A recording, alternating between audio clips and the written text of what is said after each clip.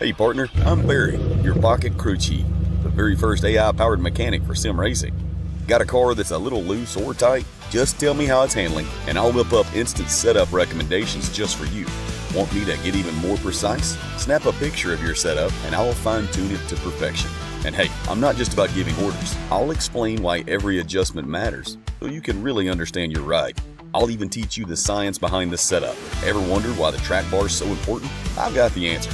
With Pocket Crew Chief, I'll make you smarter, faster, and race ready. So what are we waiting for? Let's build to win.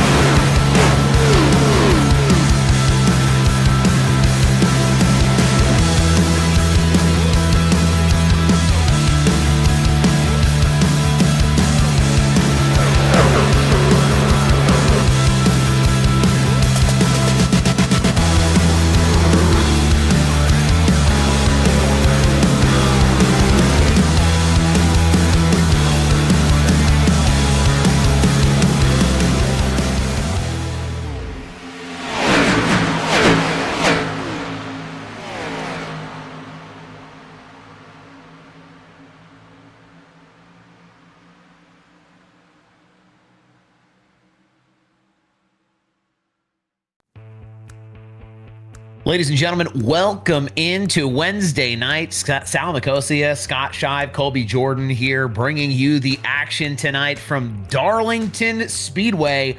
We're going to have a great throwback evening here in the UNO 160 here in the Truck Series. Lots to look forward to. Darlington, a track with a lot of character, a lot of personality, and a lot of trial and tribulation from behind the wheel of this place. Scott, I mean, great to be back here with you. A lot of exciting stuff here that we're expecting tonight.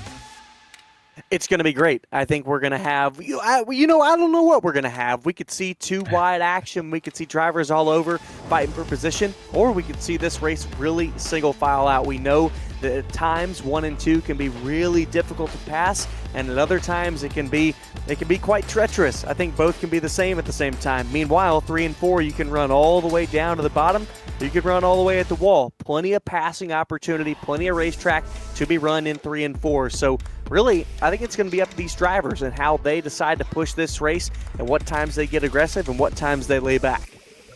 Speaking of ways that you can kind of get things done here, tires, a story here tonight, along with the Darlington stripe, as well as pit road entry. These three things at the top of the list for these drivers here to take note of as they start to get around Darlington. What we can see and you can is the practice session going on right now before we get ready to go green here in just a few. Everybody wants to get as much time as they can to get that little bit of an edge, because every spot matters, because every point matters, which brings us into our point standings. Scott, run this down for us, my man. I mean, we got some driver point standings here that would really widen some eyes, I think. Well, I think so. And Jimmy Moore, kind of been a sleeper, really been a king of consistency here recently, finishing in the top 5, top 10 in the past couple of races. And I think we've talked about Jimmy Moore some in race, but we haven't spoke about him much when it has come to the championship. Rye Jones, I think we've seen him plenty at the front. Same with Johnny Rapp, but it really has switched up after the big wreck with Aaron Smith 1 week ago at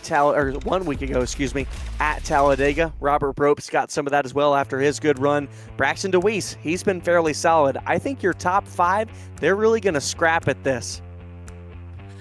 Yeah, it's going to be a great night here in the Slingshot Racing League right here on Slingshot TV. Hang on. We'll be right back. We'll take a quick break with some more action coming up in just a few.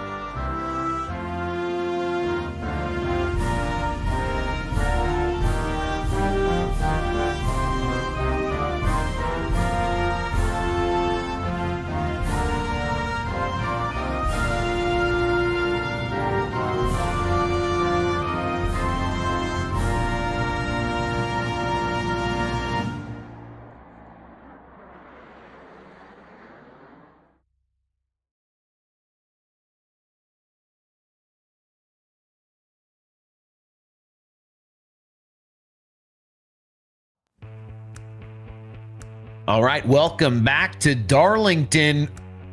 Here for the UNO Throwback 160. Let's get rolling on the lineup. Cars are headed to the grid. Braxton DeWeese, Johnny Rapp on the front row here. Seen that 8 car at the front a lot this season. See if he can hang on to that pole position tonight. Chris Smith, Josh Ward make up row number 2. Row number 3, it's Scotty Sobczak and Patrick Colby lining up side by side. In row 4, we have Ellis Thomas and Rye Jones. Rye Jones coming home with that win last time out here in that 91 truck. Strong showing from him. Justin Wilson, Kenneth Gallman in row number 5. Well, back in 11th, it will be Brandon Ayers and James Danforth. That'll be row number 6. Then starting 13th, it'll be Ryan Hinkle and Jimmy Moore in your row number 7. Row 8 will consist of Clay Sampson and Laura Wiseman. Then back in row number 9, it will be Steve Vest and Tom Wentz. And rounding out the top 20 in row 10 will be Randy Gross in the 70 of Kenneth Gallman. It's a packed house here tonight. Row number 11, Chase Barry, Robert Brobst make up that row with John Anthony and Zachary Mitchell in row number 12. Row 13, we've got Patrick O'Toole and Paul Thomas. And that'll round out the field here tonight from Darlington as we get ready to get rolling to the green flag. We're in store for some great action here tonight. We've got everybody in the chat already here on Slingshot TV. Let us know who you think is going to come home with that checkered flag here tonight. 160 laps to prove who can tame the lady in black. This one just absolutely one of my favorite tracks. Maybe not to race, but to watch racing at. We'll see whose favorite it is here in the Slingshot Racing League here tonight as we get ready for the green flag and the UNO 160 throwback race. We have Braxton DeWeese, the control car, takes us through the restart zone, and away we go up here at the front. Braxton DeWeese, Whoa, Johnny look at Rapp. Rapp. Whoa, way up into the wall there. You see just how quick it can go sideways in a hurry. Sobczak. Oh no, it's wrecking. Sobczak and the 38. They are nearly wrecking off each other. Now they've spun to the back straightaway right in front of the back half of the field. Oh man, just goes to show you push these cars on these cold tires around this place. It is just so tricky to get things started here, much less get in a rhythm. We'll see here on the replay exactly how that one unfolded. Scott, I think you had a pretty good idea of what was going on there.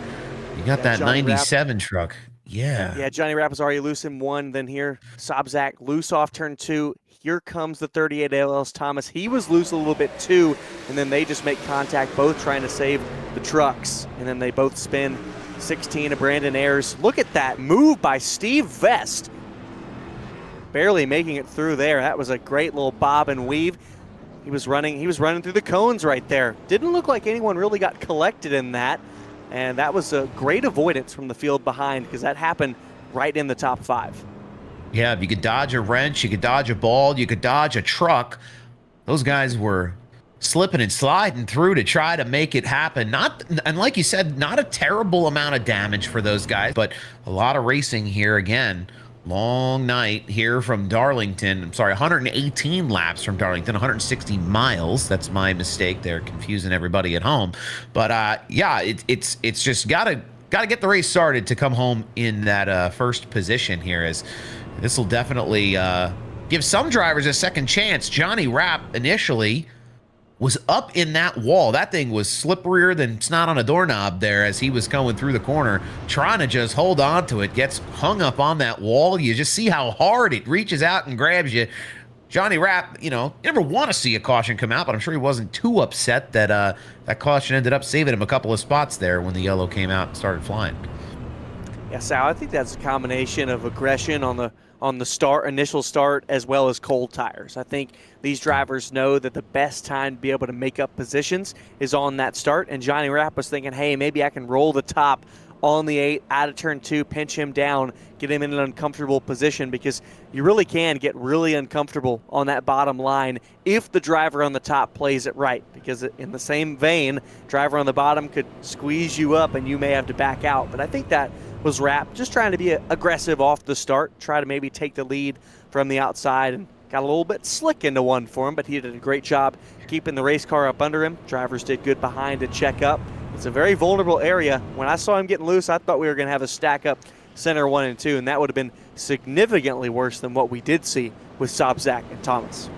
Yeah, absolutely. Getting into the wall up on that high side. Once the truck goes sideways and you see a window full of door number in front of you, it can get messy in a hurry, but able to hang on to it. These guys top notch. These guys and girls out here in the Wednesday night truck series, the UNO truck series here this year in Slingshot TV. I mean, a class act, a class group here trying to just keep their noses straight.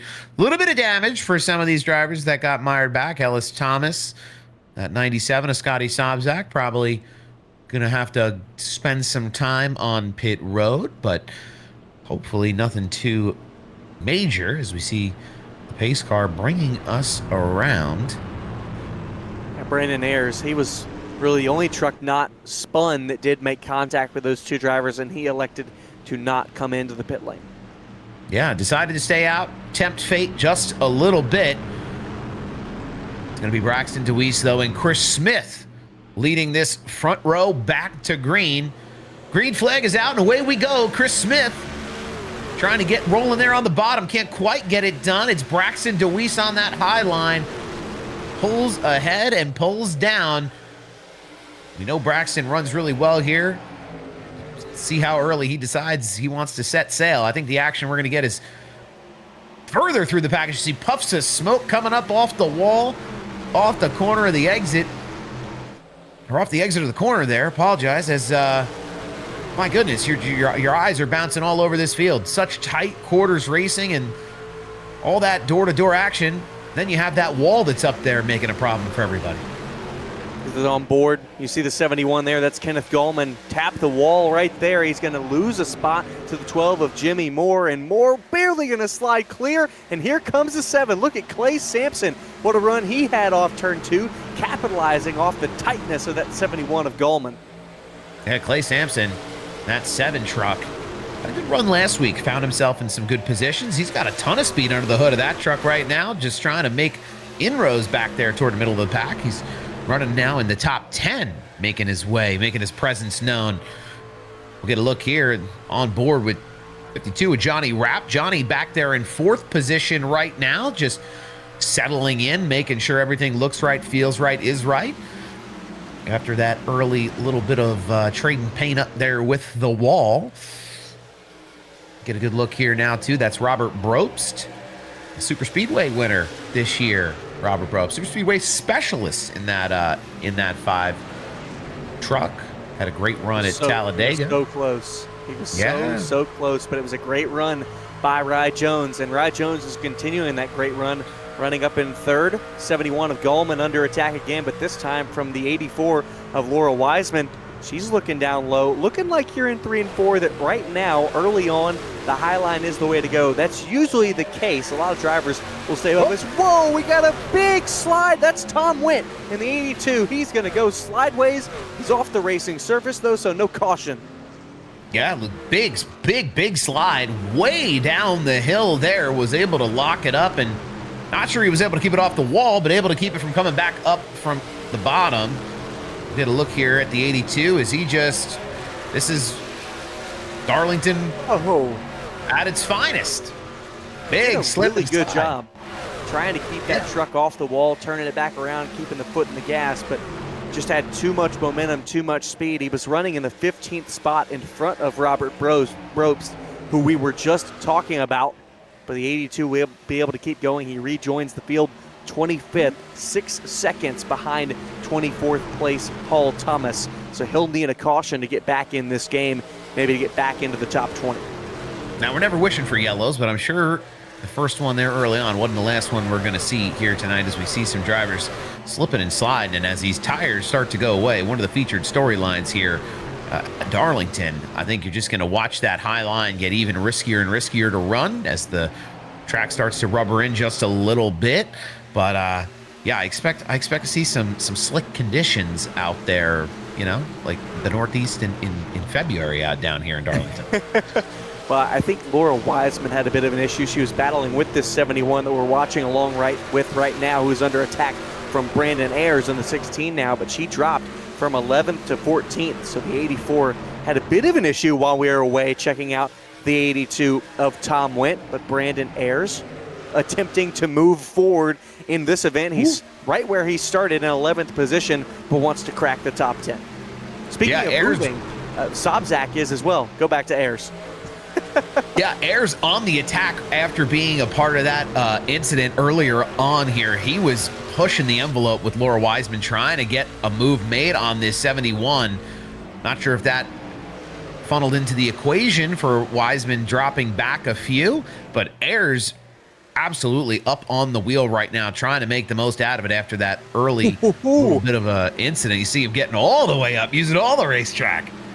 Talking about trying to make some gains. He's using up every inch. What a battle here between the 87 of Patrick Colby and the 7 of Clay Sampson. Sampson up on the high side in that number 7. 87 is Patrick. He'll get passed by the 7, though. Back to Brandon Ayers, still under attack. But now Gallman, he's trying to move forward on the 12 of Jimmy Moore.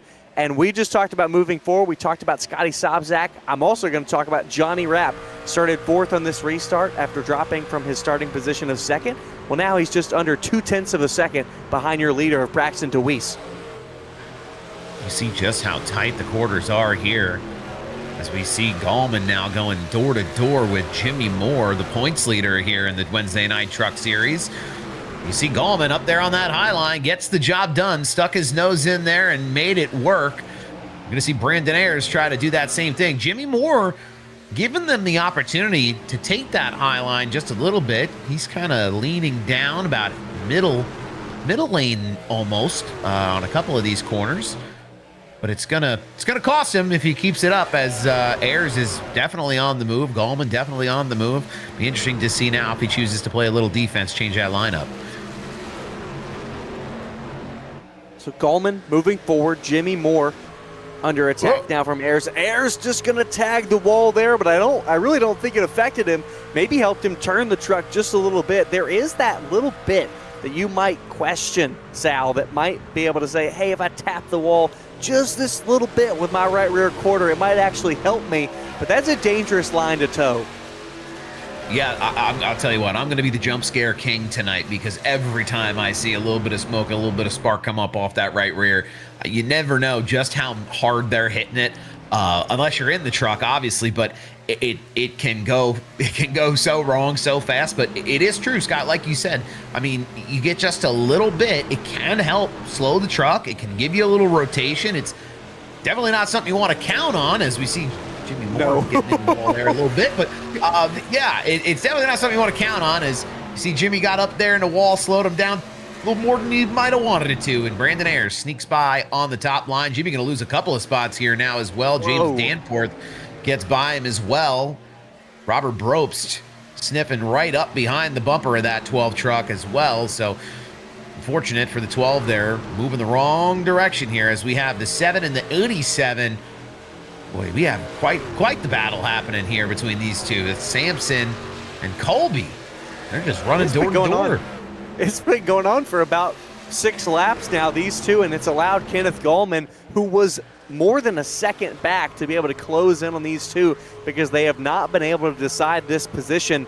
So it's allowed Gallman to get right back in it. You see Patrick going to get into the wall off of 2. We're going to see that a lot. You're seeing it right in this shot down from turn 3. It's a great camera angle of seeing drivers just push it a little bit too far, trying to get that arc out of turn 2 and carry that speed down the back straightaway, because that momentum, Sal, really important when it comes to entering 3.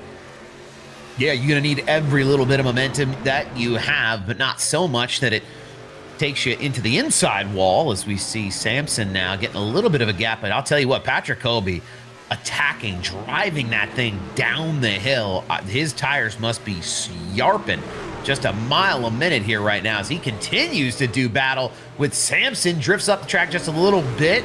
not quite making any contact with Sampson. Sampson now going to get a little bit of the wall. That's Gallman challenging to his inside. Might get double passed here. Ayers sees the lane opening up, thinks better of it, slips back behind the 7 truck for the time being, but a tough deal there for Clay Sampson as Patrick Colby and Kenneth Gallman shuffle him back to 9th place. He's not going to want to give up a top 10 position, but I'll tell you what, Scott, guy who really loves seeing this in his rearview mirror is none other than the 91 truck of Rye Jones. That front 6, I feel like, has just disappeared. They are racing each other in their own zip code right now as we continue to keep our eye on Colby and Gallman and Sampson here on the tail end of the top 10. Yeah, you see the huge gap between 6th and 7th place. Scotty Sobczak back there, he's trying to make a move, trying to continue to move forward after spinning from the 5th spot. He's working on Laurel Wiseman.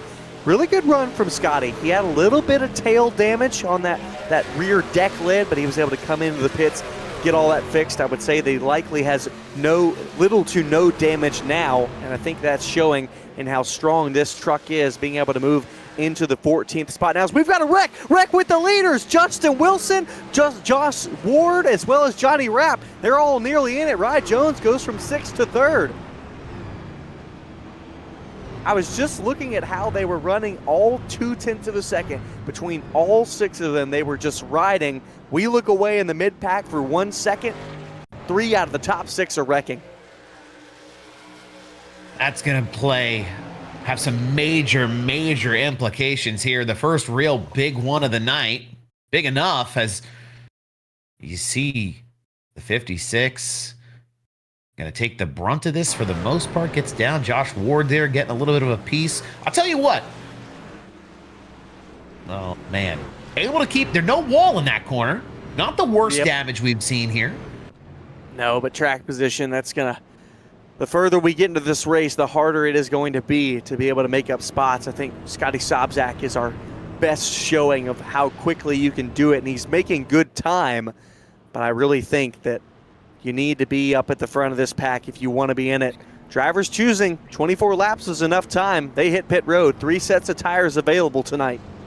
We'll see who the big winner on pit road here is in just a second. But right now, give you a little information about a giveaway we're doing here tonight, a pack of trading cards. Just comment in the chat for a chance to win.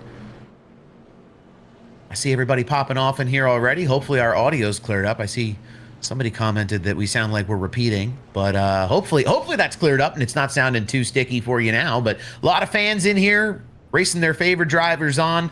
There's still a lot of racing left here tonight, just 25 laps in. Like you said, Scott, I think this is pretty good timing for them to come down, grab some fresh tires, and, you know, see what they can get up on the wheel and do, especially for these drivers that have had a little bit of an issue. Kind of a gift. Everybody back on equal terms with these tires and just trying to get that track position back. Be interesting to see some of the varying strategies now that we've gotten to this stage of the race.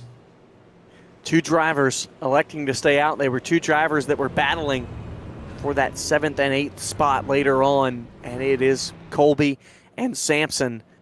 I do think, I mean, Sal, what do you think? They got 3 sets of tires, and we're pitting with just under 100 laps remaining.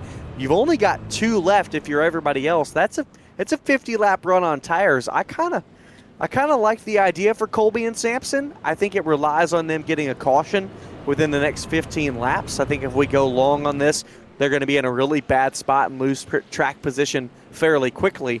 But if I think they can break this race into 2 pit stops, then I think they're in a better prime position. Tell you what, the way these 2 have been racing, I wouldn't put anything past them here right now. I mean, they looked absolutely just like they were throwing everything in the kitchen sink at her there for a minute. Just interesting, though, on the tires. I know for me, you know, you're starting to tiptoe around this place if you go green for a little bit too long. So like you said, Scott, the gamble is there on a caution coming out. You know, feels like you're going to have a long run on tire here, whether it's at the beginning or at the end. So you want to bite the bullet now and roll the dice. We'll find out how it goes. Yeah, I think it's definitely one of those things, maybe trying to save a set of tires for the end if we get a caution within the last 20, 15 laps or so. But it is It is a big gamble for 2 drivers inside the top 10. Normally we wouldn't see this from anybody, but maybe outside the top 15. Will be an interesting strategy to keep a track of as we continue to roll on here. Getting ready to go back green. It's Patrick Colby and Clay Sampson at the front of this field. You see those older tires there causing a little bit of an issue for Sampson on the top as he slips up there just for a second, gives Deweese the opportunity to come hard charging in, down, and to the quarter panel of Colby. Colby going to be hanging on. Little puff of smoke there behind them as everyone just trying to find a place where they can be comfortable running door to door here for a second on the restart. Everybody all over the place right now. Colby, though, able to hang on to the lead, but he's going to have to play a little bit of defense on Deweese here. Drivers, after these restarts, attempting to find their rhythm. I think that's why we see so many drivers having loose moments, getting into the wall, in and out of turns 1 and 2. Drivers just trying to find, hey, we just pitted. We can go a lot harder than we were earlier again. So got to find that, re-find that line, and then sink into a rhythm, Sal. But Patrick Colby doing a pretty good job holding station right now in that first position, and Jones holding out in third for the moment. Gotta tell you what, if I'm Patrick Colby, I'm feeling pretty good right now. Just able to run some really consistent laps to get back rolling here on this restart. Take a look at 71 of Gallman real quick. On board with him, Chris Smith creeping up behind him. Smith now going to jump down to the bottom lane. They're going to go side by side. Smith with a ton of speed. Full head of steam as he comes up the hill, takes that spot from the 71 for 6th position. Chris Smith on those fresh tires, just doing the Lord's work, getting those positions back. This is the time you want to do it. He talked about how valuable track position is here, and these early stages off of a restart, start using those tires up just a little extra, you can really make some inroads. Well, what I didn't notice until just now, I should have looked at the box times. A lot of these drivers up in the top 10 took 2 tires. Only very few drivers took 4. Chris Smith is that first driver on 4 fresh tires, so that explains why he came in from second, restarted in 6th, and now he's making a lot of ground up and fairly quickly. So a lot of drivers electing earlier to take 2 tires. I'm of the idea of, in iRacing, if you have 12 tires, you can't put all 12 on the right sides. You have to go 6 and 6. Yeah, and they're not giving you a tire credit back at the end of this race, so you might as well use them all. The couple extra seconds here to get some track position ultimately might bite you in the end, as you see the guys on 4 tires have just so much more grip, so much more momentum, able to carry through the corner, especially at a place like Darlington where tires just get chewed up and spit out, every 10, 15, 20 laps here. So be interesting to see as we continue on. Patrick Colby still out and away. Oh, we got a couple off the wall way back in the back. Nothing too scary. I said it earlier. I prefaced that I was going to be the jump scare king here tonight because it is just every other lap. You see them just brushing fate with the wall. As we see Deweese now going door to door with Colby, trading a little paint. This is going to be tight. Wants the lead. Look at the run Smith has. He's looking 3 wide. He is inside. 3 wide for the lead, and here comes Sampson behind. 87 of Patrick's going to send it in. Look at Smith. He's trying to wrap the bottom. Deweese in the middle on 2 tires. They're going to get a better run. Here comes Sampson to the outside of Smith. Meanwhile, Deweese falls back in line.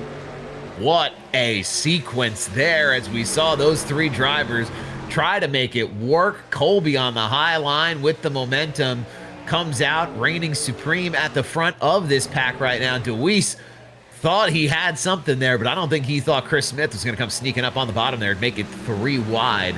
Tight quarters as they were slipping back in line.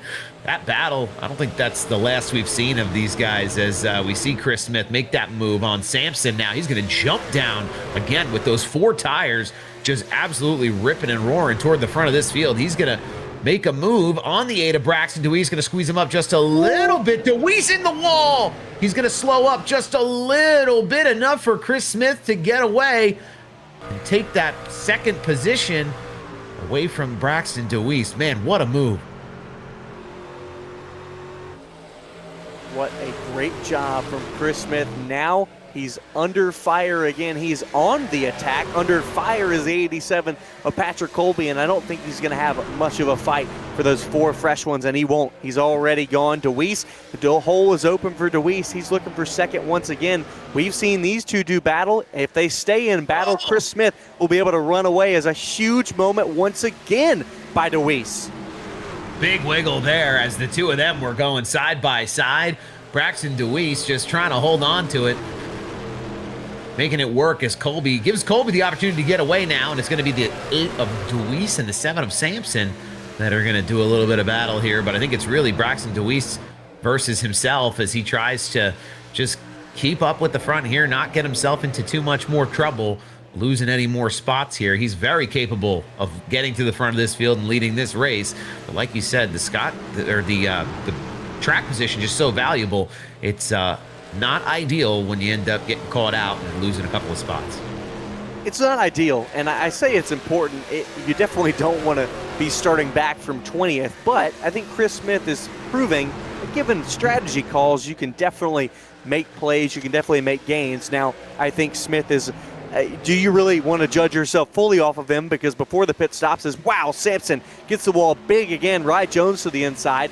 Smith was running P2 before the caution and pit stops. Sampson in the wall again. Just that pressure from those other cars around him. I don't know how these guys do it. I mean, the comfort level certainly goes away in a hurry. You see Sampson again getting the wall there, jumping down a little bit. I mean, you have 4 trucks here you could throw a blanket over. Ellis Thomas now making his way up into the mix here. It's the 91, the 12.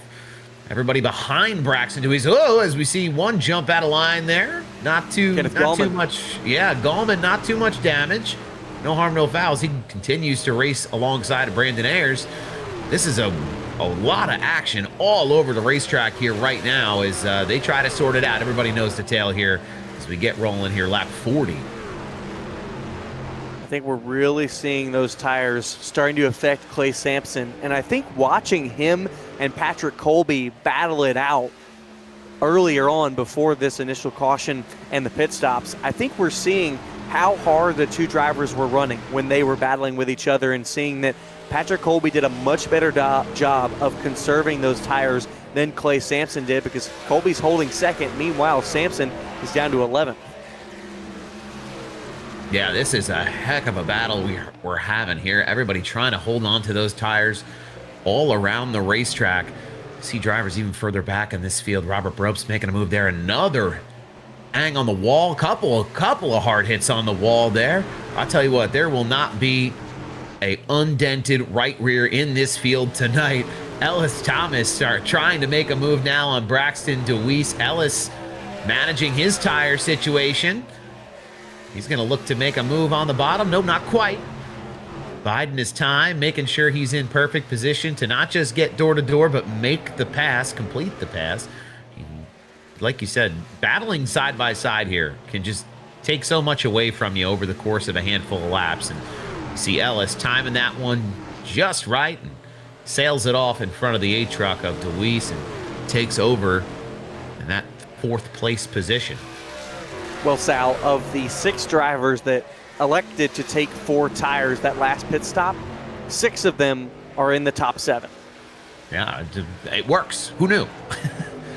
More tire, more go. It does work, but it is a matter of strategy to decide what you want to do and where you want to start to think about, your run and a little bit of gambling that goes on in these strategy calls as well. So I know we talked a little earlier about guys who decided not to come down pit road. Patrick Colby being one of those drivers now dropping back to the 6th position as battles continue to go on all around. But be interesting to see if that caution that he is wagering on somewhat heavily comes out when he needs to. He doesn't have to make a green flag pit stop. I think it will have to come soon. I think he's doing a really good job of holding his own, but now the speed of the drivers behind it is compounding. He's getting past here left and right, just like we saw Clay Sampson. I think we're seeing a lot of these drivers get stronger and stronger. Now, the good thing for him is there is a huge gap here behind him from 7th position that he runs back to Josh Ward in the 92, It's about 3 seconds. So he's got some time there before he will get overtaken once again, but he will continue to drop back comparative to the rest of this field. Yeah, a little bit of breathing room now for Colby. Oh, as we've got that spinner right now, the timing. 91 goes for a spin, Ride Jones, and the yellow flag comes out just as we were talking about Patrick Colby needing a little bit of a lucky break. Ride Jones. Oh, man. What a hit. That's going to do some serious damage. He caught a little bit of that wall, and that truck behind him just didn't get a chance to check up. Yeah, you heard that thing go kaboom in the... Oh, this man. is not going to be fun. That's a window full wall right there. The last thing you want to see coming down the hill at Darlington. Thank goodness that this is the sim, because that would have been a major impact. We'll get a shot, hopefully, from outside of the car, see who really tagged him. But Chris Smith, he is holding on. I mean, we were talking about it with Patrick Colby. Before the caution where everyone pitted, he was running 7th, and now he's running 7th this time, but now, above everyone else, he's got an extra set of tires. Yeah, you can see just Brandon Ayers. They were so close together. Not a chance for Brandon Ayers to even realize that there was a checkup he needed to make in front of him with Rye Jones going off the wall there. I mean, things just happen so quickly here. You blink once and you're in the bumper of the guy who just knocked the wall a little bit. One of them racing deals that happens at this place, but it gave a handful of drivers an opportunity to come down pit road. Patrick Colby, I don't think he could jump down there and get on pit road any quicker than he did. So make for some interesting strategy that will unfold now. Oh, Rapp. He's in this time. Mm-hmm. This is the second time that Johnny Rapp has come in. So maybe coming in to take the left sides this time for that number 52, or likely fixing damage from that earlier incident with him and some of the other top 5 drivers. Yeah, it'll be interesting to see now, as we saw those drivers take right sides only. Do you go get the lefts? Do you go get a fresh set? How do you want to burn them up here at Darlington tonight? It'll be interesting. I will say, continuing the conversation on Patrick Colby, of all the drivers like Chris Smith, Robert Brobst, all those Ellis Thomas, everyone who took 4 that last time and had the advantage, well, now the 87 is going to have that advantage. Now he's going to be deeper in the field than I think some of the others were, but he's only back in 15th, and I think he's going to be a lot stronger than the rest of these. If we get a long green flag run this time, it's going to go the way of the 87. It is going to be a ton of fun for us to keep our eye on up here in the booth. You know he's going to have that little bit of extra speed. And we know how Patrick Colby races, especially here so far here tonight. He's been really strong up on that high line. Sure, he's going to want to jump back up there and start making hay just as soon as he can on that fresh set of tires. But for the time being, it's Chris Smith and Ellis Thomas, 2 drivers that were putting notches in their belt that last run, making passes happen just one after another. Chris Smith, with those fresh set of tires, had a great run of speed. On this restart, we'll see if he can hang on to that lead. Smith, Thomas, Brobst, and Moore, the top 4 here as we roll into the restart zone. Chris Smith with a great restart up there on that high side, in control. He's going to drive it down into the corner and be in control of this race. Lap 49 of 118 here from Darlington. There's some things happening back there. There's so many things happening. I cannot get the words out of my mouth fast enough, Scott. I mean, who trying to figure out whose wreck you're going to call first, and then they all get out of there scot-free. Unbelievable. They're all fine. No pun intended there. You know, Kobe Jordan was playing that replay for us once again, and I felt like Steve Letarte in the Amazon Prime booth calling up to the production, roll that replay back for me real quick. Look at here, Braxton DeWeese. He's rolling on the inside of the 5 of Brobst. Yeah, Braxton absolutely making a run back. Likes being at the front. He's trying to chart a course to get there, as we see Ellis Thomas dropping back just a little bit. Might want to hit him with the hezzy, a little bit of a crossover. He's going to go back on that high line, and as they do battle, Josh Ward behind them, Robert Bropes, Jimmy Moore, that group of three trying to make up some time. Everybody trying to keep that gap to a minimum. We saw the front six kind of get out to a big lead early in the race. There were some larger gaps as right before the caution. Braxton DeWeese, though, he wants to close the gap here, take the lead from Chris Smith with ease, getting by on the bottom line, just way quicker on that rubber and able to make it work. Oh, we've got one up in the wall, though. That's the 12. Jimmy Moore. Oh, and he catches the 34. Couldn't get it woed up in time. Drove through the rear of that 12 truck. We'll get a replay right here. Oh. Jimmy Moore just about a half a lane up. Brandon Ayers gets to him just a little bit. Maybe a little bit of a unsettled that truck just a little bit of neck code maybe. I don't know. It didn't look like they touched too hard, but enough to get Jimmy out of shape, send him up, and boom! Randy Gross catching the tail end there, putting a big dent in the left rear of that truck. That's your points leader tonight, that 12 truck right now. And this Wednesday, oh, what an onboard this is about to be. Tried to zig and zag around, just not quite, didn't quite get it all. That's going to do some big damage for Gross as well on that left front. But be interesting to see how much time both of those guys are about to spend on pit road, especially for that 12 truck.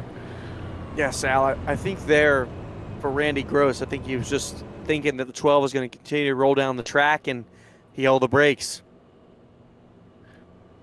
Yeah, held the brake there, tried to get everybody to avoid him, left, right, however which way, but a tough spot to get a little bit of a turn here at Darlington. Not many places for folks to go, so tough deal for both those drivers. We'll see if they can continue on, but that's going to give us a chance for another restart here. Again, if you are just joining us, we're doing a card pack giveaway here tonight. You see it on the bottom of your screen here on the Slingshot Racing TV YouTube channel. Make sure you're just commenting in the chat. That's all it takes. Go home with some cards. Who doesn't love something for free? I might start getting in there, start typing away. Who knows? Hey, you never know. I mean, depending on the giveaways and all this stuff. I mean, enter a giveaway. I did a little thing up at college one time, did a little sim racing, and I actually won a free sim rig. Can't go. That sounds like a great deal. Listen, we're just giving out trading cards here, so don't get the people too hot though. Hey, trading cards can have some value. Hey, they can have more value than the sim rig. Unbelievable how that. I am not one that is terribly. Oh, I don't either.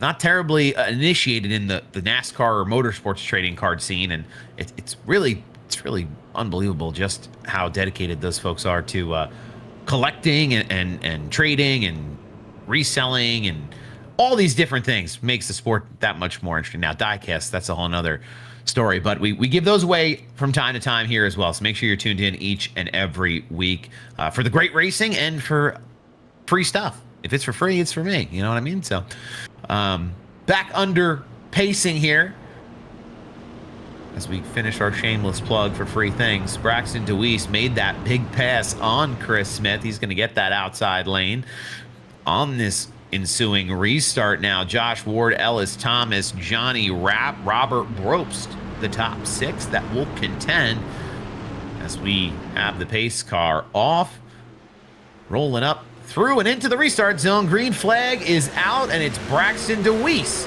out in front. As Chris Smith going to work that bottom line to stay with him.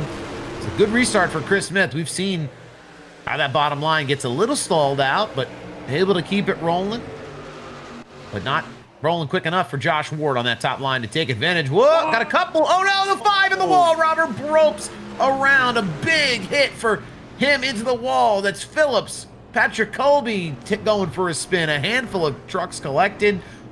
Oh man, gonna be interesting. I think that started. I saw the purple nose, the 58 of Justin Wilson. He's outside of the 7 of Clay Sampson, behind James Danforth in the 88. Robert Bropst on that bottom. Bropst going to get slideways, and Sampson and Wilson, I think, both got sideways. Meanwhile, the 58 got picked up by Sobczak and Patrick Colby. Innocent bystander there in the rear. Let's get another shot of this, see how it all began. It looked like Wilson just kind of got in here above Sampson, driving it really hard in there. Gets a little bit, has to check up there, gets the wall a little bit, gets down on Sampson. Brobst, kind of an innocent bystander, gets a little bit of a hook there, and everybody just goes sliding around trying to avoid it from there on. But a lot of race cars pointed the wrong direction after that one. Yeah, I'm wondering how Patrick Colby got involved in this, but riding along back behind these two drivers. Watch the 7 right in front here on the bottom line. Just going to get real tight with the 58. And I think Wilson was already just a little bit loose coming out of 2 and needed to chase it down the track to catch it a little bit, but there was no room between him and the 7. That was riding along with Sobczak. And just nowhere for Sobczak to go either there. That was a lot of race car to try to navigate around, unfortunately getting into the rear of that driver in front of him there. But it's going to be Braxton DeWeese out in front again as we get a look at the field forming back up. Lucky Dog coming on by here on the outside. That's Jimmy Moore after getting some of that damage repaired. Again, he's our points leader here on Wednesday night after taking a big knock. He's going to get a little bit of luck going back his way. It might not be the night he envisioned, but hopefully it can only go up from here. Well, Sal, we're getting into the caution breed caution conversation. We sure are. Just about halfway. Yeah, it's one of those things that is just undeniably true about especially tracks like Darlington. These trucks are a handful to handle, and when you get one, you get a handful at a time here. When it rains, it pours, just because of the nature of these trucks, these tracks, and trying to get that aggression level up on the restart so you can chase down a driver as good as Braxton DeWeese, Josh Ward leading this front row. My good partner Kyle Haney has said, they're cliches for a reason. Usually because they happen a lot. Yeah, they don't appear out of thin air. That's for sure. They definitely do not. Yeah, it'll be interesting now as we have these two up front here. Quite the cast of characters. Josh Ward, Chris Smith, Ellis Thomas, Johnny Rapp, Kenneth Gallman, James Danforth, Laura Wiseman making her way up into the top 10, Ryan Henkel, and John Anthony in that top 10 here right now. Seen a lot of the same names. Kenneth Gallman running a great consistent race here tonight. Has been doing battle all around the top 5. We'll see what he's got for the field though. But right now it's Braxton DeWeese in control on the restart, that top line, with Josh Ward to the bottom. Through the restart zone, green flag is out yet again. 58 of 118 complete here from Darlington. We're flying off into turns 1 and 2.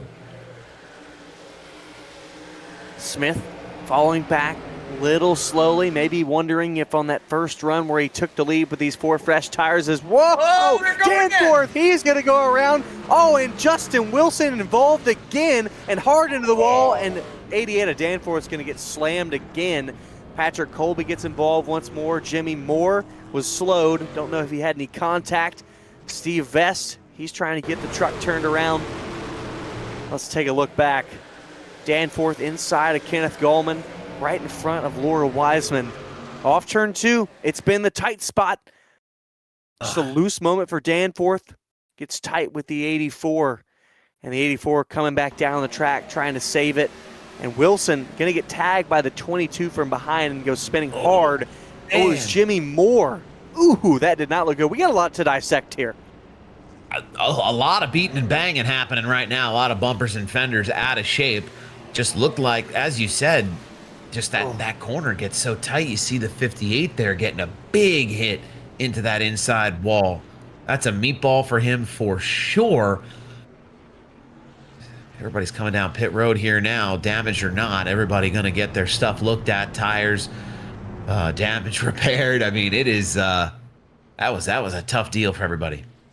Yeah, I think definitely after the pit stops, go back and we'll look at the second hit for Danforth, because absolutely that was a big one. But pit stops underway. 92 of Ward, Braxton DeWeese, they lead. Chris Smith, Johnny Rapp, they're up there still in the top 5. They got involved in that incident early on, and it looks like it's going to be fuel only for the 92. Same with Braxton DeWeese. Another bold strategy call here from some of our faster drivers that have been hanging around the front. They want to stay at the front.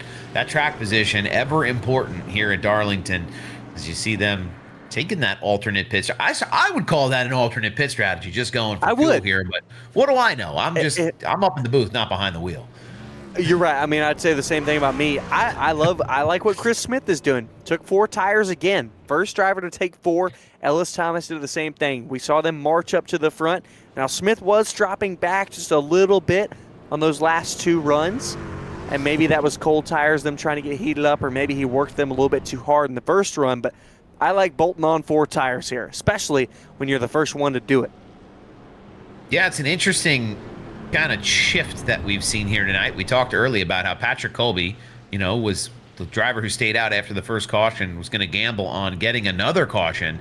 Now the gamble seems like it's getting the long run. We've had so many quick cautions back to back to back to back here.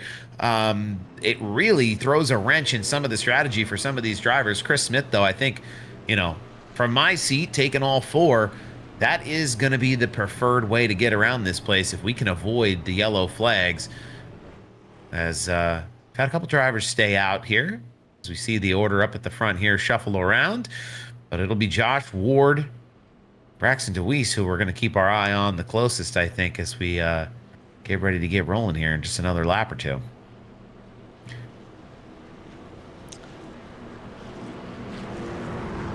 Tom went, Clay Sampson, some drivers deciding to stay out. Meanwhile, the rest are in. We've seen this before. Worked out for some. I mean, it didn't work out for Sampson that much, but he's doubling down. It's a bold move to stay out on some of the older stuff, knowing the drivers behind you are going to be coming with a full head of steam. Went and Sampson on the front row. Green flag is out, and away we go. Ward give it a big push to the 82, trying to make it work. Johnny Rapp behind him, pushing as well. Oh, he's going to get a little tap up the track. Get some clear. Went hanging on for dear life right now, just trying not to be the caution as he just is right in the middle. Everybody checking up. A little bit of smoke, a little bit of wall, but we made it. Everybody getting out of it. Everybody getting out of it in one piece for the most part. We made it through turn 2. Let's see if we can continue this. Braxton DeWeese inside of Sampson. Oh, no. No caution yet. Ellis Thomas, though, with a huge knock to that right front. He is rimrodding the wall up there, just absolutely glued to it. Unfortunate for the 38 there is, again, everybody getting tight going through that corner. We stay green. Again, apologies for the jump scares here tonight. They're not done yet. I'm making sure everybody at home's paying attention. As we have Clay Sampson now out in the lead as all that was unfolding behind them. Braxton DeWeese, though, in hot pursuit. Chris Smith, Kenneth Gallman doing battle here just a little further back for that 6th spot. Man, there is just action all around town right now here at Darlington. Reminder, Sampson stayed out once again. DeWeese just recently pitted for a fuel only, or he might have taken 2 tires. It was 6.5 seconds, so he might have taken right or left side once again, but he definitely did not take 4. Sampson, he is being able to hold him off this time, though. 14 laps difference on those sets of tires. See how much fresher he can keep him here, as he's got to play a little bit of defense now on DeWeese, but DeWeese has a mirror full with Josh Ward. I mean, what a restart for Josh Ward, knowing that he had the slower car in front of him, making the move way down the bottom and just trying to roll it up to the top. Everybody getting away in one piece, and Josh Ward making that progress now as he goes all the way up to the wall, using every inch that he can find. We'll take a look a little further back here with Jimmy Moore. Wait, back up to the front. Sampson. Still, he's doing much better this time around. He learned from last time, that little bit of extra. He's going to have to put it into practice here. He's got Braxton DeWeese now down on his inside. They're going to go door to door here. Oh. it's close Sampson's gonna again. hold him on. Oh! That's some tight racing right there. Deweese, is he done? Is he going to slide back up behind him? Yes, he does. Josh Ward now with a big run. He's going to try to change things up here at the front. Diving down on Braxton Deweese. Deweese with the preferred line up there on the top. Going to roll a little bit more momentum, but Ward sticks with him, and Josh Ward's looking for more. I think Deweese playing easy right now with Clay Sampson, doesn't want to put either driver in a bad position. You do not want to get put at the back of this field at this point. You would not have enough laps to be able to make your ground back up. So Deweese does not want to take himself out of this race. Now, could that aggression maybe allow other drivers from behind on equal tires be able to come up and pass Deweese? So you got to wonder for the 8, how long am I careful with the 7? At what point do I get a little bit more aggressive? Yeah, I mean, it feels like it's sooner than later, but I think Braxton Deweese, one of the most calculated drivers. Oh, we see Brandon Ayers there getting a little bit of wall now as Chris Smith goes around to the outside. Oh, no! Brandon Ayers comes down off that wall across the nose of Kenneth Gallman and into the inside wall. Gonna bring out another caution here on lap number 70. Was a pretty sizable hit as he was just trying to hang on to it. Kenneth Gallman in the wrong place at the wrong time sends him around. You see Ayers catch that wall, slows up just a little bit. Gallman dives down here thinking maybe Ayers is going to hug that high side, but on the exit of the corner, not quite able to keep it clean, and fortunate deal there for Ayers. He was just trying to save a little bit as he got hung up on a wall. Now, bigger problems than just a little scrape on that right side. Just a couple more issues, and Ayers, I think he's done well today to try to be out of incidents. I think he tapped Jimmy Moore earlier. He hasn't gotten much damage because of them, but now I think that was the biggest one for him yet. That one's definitely going to put a little bit of a hurting on his chances here tonight, but still some pretty significant racing left to be had here. Continue to kind of ride along. As we continue to ride along on the restart, make sure you are continuing to comment in the chat. We're going to give these cards away here in just a few minutes, a little later on. I feel like we have a couple cautions. Just a couple. We're getting our worth in. We're getting some analysis time in. Yeah, we're getting some good analysis time. You guys get to hang out and get a little bit of story time with Sal and Scott and Colby up here in the booth. We'll have plenty to talk about for the remainder of this race, and as always, after the race concludes, stick around. We'll have the top 3 drivers up here in the booth giving us their perspective from all of the events here tonight. Definitely one that's been a race of attrition with some of these cautions, just trying to stay out of them or not around them in general, just to keep your nose clean and make sure you keep that truck pointed the right direction with a good set of tires on it. It's been a challenge for some here tonight, but we've had a lot of good battles throughout the field. I feel like we're in store for a lot more as we see Sampson and Deweese up there on the front. You know, Clay Sampson's tires got to be feeling a little bit tired. They're working real hard right now. And Braxton Deweese, as Scott was saying earlier, you know, Braxton just trying to be careful, make sure he's not pushing so hard that he's going to put anybody in a bad position to, potentially go sideways at the front of the field. That would be tragic. And Braxton identifying that could be a possibility, knowing who he's running around and what their tire situation is, choosing to be a little bit more patient that last run. But it'll be interesting to see if Josh Ward, Johnny Rapp back up here in the mix, Chris Smith, Chase Barry now in that 46 truck, Tom Wendt in that 82 again back in the mix after starting at the front to restart to go. We got Kenneth Gallman, the other Kenneth Gallman in the 70 truck now in that red-white scheme, red, white, black, and gold. We'll see how it all fires off. Pace truck is going to stay out one more time. I believe somebody asked for a EOL. Get them to the back of the pack here, out of harm's way. Sometimes it's worth that one extra go around make sure that there's everybody's in the right place. Avoid any slow cars being in the midst of the pack where they might cause more havoc than they bargained for. Very conscientious move by our drivers here in the Slingshot Racing League on Slingshot TV here. So we get a look at the field coming down the front stretch. Maybe they got their hand out their window, waving to their fans on the front row here at Darlington. Who knows? I think there's more focus than that happening. Plenty of fans. I think we're having a great time. I hope everyone watching along is having a great time. I think these drivers are having a great time. I think some of them would prefer less cautions. Yes, I'm sure. I am sure that some of them would prefer less cautions. But we're that's part of the fun of this race. Maybe, you know, the fun, the challenge. The Lady in Black, that is what it's all about. Too Tough to Tame. All the nicknames very apt for this place, and it's very much so a race of attrition. So, Sampson doubling down on staying out, and he's done a much better job of it. Starting from the inside, he's got to get a good jump, because if he leaves Braxton DeWeese on that outside, I think it is over for him. He's been using that outside line to be able to hold him off. So he's got to have a good restart here. We are back under green in the UNO podcast 160. You see him get that jump on the bottom.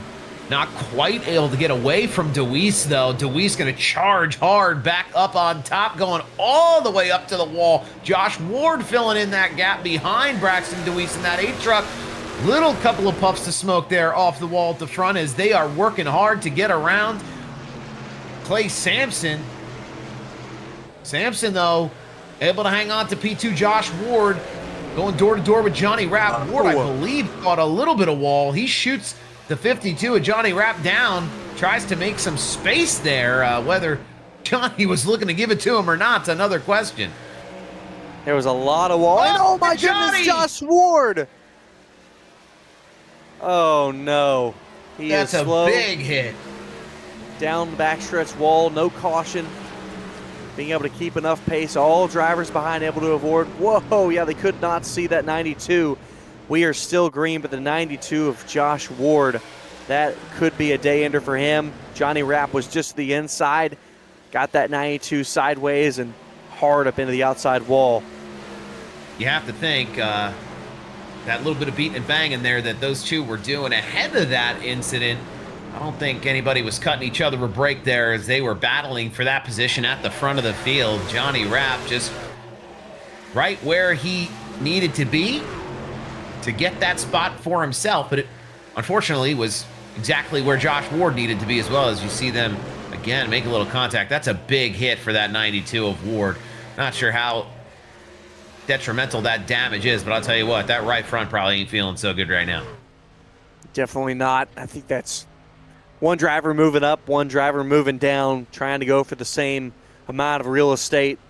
It gets really, really tight. I mean, we've seen it all night long with drivers getting into the wall, drivers making contact off turn 2. It has been a trouble spot all race long, and it was a trouble spot just then for Josh Ward. And he was running such a great race. Had been in the top 5 for most of the night, besides tire strategy. As Clay Sampson gets a little bit of the wall there, trying to push it up to the rear of Braxton DeWeese. You see him get a little bit of that fishtail going, but able to hold on to it, go right back up to his line. I tell you, these drivers here tonight have just the mental rigidity you have to stay locked into what you're doing. I mean, with everybody running around you, the track conditions changing, your tires falling off, you hit that wall, doesn't deter you. Keep staying locked in and charging back to the track position you need to get yourself to the front here is unbelievable, the level of focus and skill that it takes. We're seeing that on display in a big way, especially at the front right now. Clay Sampson, he has been hanging around up at the front of this pack here for the larger part of this race. Didn't start at the front of this pack, was looming kind of in the middle back, and he's driven it up here, and he's not ready to give it up. No, not ready to give it up one bit. Danforth, they've been moving up, 71. Having a fairly solid day. Surprised to see Danforth be able to do what he's doing after getting tagged so heavily on the back straightaway earlier. That's a lot of damage to come back from and still have speed, as we see Danforth, best seat in the house here, as Gallman and Mitchell putting the moves on each other. Gallman gets around him on the bottom side, on the bottom line there, as he continues to have pretty good night here. That 71 back up into the 11th position. He was running pretty consistently up in the top 10 earlier on in this one, so see him shoot his way back up through the field. See Johnny Rapp, Chris Smith, Patrick Colby racing each other here. Rapp jumping way down to the bottom. Chris Smith with a big run, full head of steam there. Colby going through the hole on the top side with him as well. Johnny Rapp going the wrong way here. He's got Chase Barry, Scotty Sobczak in his mirror now as well. Rapp just not able to keep it rolling quite as good as those behind him, and Chase Barry going to go door to door with him here. Take a little bit off of him as they try to sort things out. Sobczak now jumping out to the bottom of Chase Barry. They're going to start battling, and he gets that spot easy as Barry falls back. Doesn't want to lives to fight another day as they continue to shuffle around. Barry having a great day, starting from 21st and up to 7th. Brandon Ayers, he's trying to come back from that most recent incident in his number 16. He's up to 12. One spot down from where he started. That 16 has been living near 11th spot all race long. 23 right now, Zachary Mitchell. Haven't really heard of Zachary much, but he's up 11 spots, so he's been improving steadily. Yeah, steady climb for that 23 truck here tonight. Just letting the race unfold in front of him, avoiding a little bit of incident as he's gone on. A little bit of wall there, but nothing too egregious as we see Danforth get a little more than he bargained for. Yeah, everybody giving her a smooch there on the exit. That was all behind John Anthony. He was in front of it, behind it, got back in front of it. Speaking of back to the front, we're seeing drivers once again. Patrick Colby, the beneficiary of that earlier caution when he tried to go off cycle, play a different strategy, and it's starting to come his way right now. We see that 87 talking about taking a gamble. He gambled on the long run that last time, getting those tires, wanting to use them all up, and we knew that it would pay dividends for him if he was able to stay out there and save it up. He's charging back to the front now, back into the top 3. I mean, we saw him involved in a little bit of a collateral damage in an incident earlier. And whoa, as we see Sobczak there with Johnny Rapp snaking their way around the back stretches. Sobczak gets the move made and done on the 52 truck, but back to the action at the front. Colby now getting ready to pass Sampson.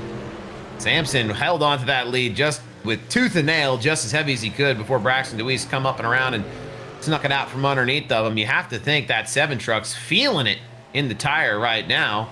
See, that's the lap car, Robert Bropes there, getting a little bit of wall shooting down to the bottom.